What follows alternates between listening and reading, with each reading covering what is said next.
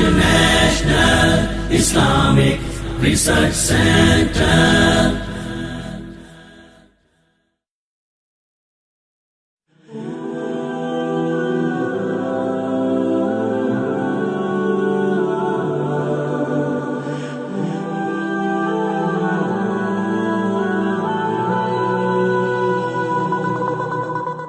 We'll have the next question, inshallah. Dr. Zakir Nayak, firstly I am greeting you as a namaste and I am feeling very honored to talk with you, see you. My name is Ashok Kumar Vyas.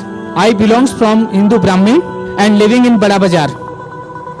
My question is, in previous day I read in newspaper then one person in sleeping mood giving divorce to his wife is right or wrong? And what is the validity of this type of divorce? When he was sleeping, he tell talaq, talaq, talaq and giving divorce to his wife. भाई साहब सवाल पूछे कि अभी उन्हें paper में पढ़ा कि एक आदमी ने नींद के अंदर अपने बीवी को तलाक तलाक तलाक कहा. अगर कोई नींद के अंदर तलाक तलाक तलाक कहता है तो क्या तलाक हो जाती है? तलाक होने के काफ़ी शराइत है, बहुत से है, वक्त नहीं है. लेकिन अगर कोई बिना होश में नहीं है, चाहे वो शराब की हालत में है चाहे वो नींद में है, अगर तलाक कहता है तो तलाक नहीं होती, चाहे नींद में हो या शराब की हालत में. शराब की हालत में भी आदमी का होश नहीं रहता है, या नींद के अंदर है, नींद में तो उठा तलाक तलाक बोला तो तलाक होती ही नहीं. उसे होश में होना चाहिए. और तलाक के काफ़ी शराइत है. तलाक के पहले कुरान में अल्लाह ताला फरमाते हैं कि आप मियाँ बीवी के अगर कुछ प्रॉब्लम होता है तो आपस में बैठ के बात करो. अगर बीवी ने ज़्यादा नमक डाले और तलाक तलाक तलाक बोलना ये तो है नहीं. बीवी को बोलो नमक कम चाहिए मुझे खाने में.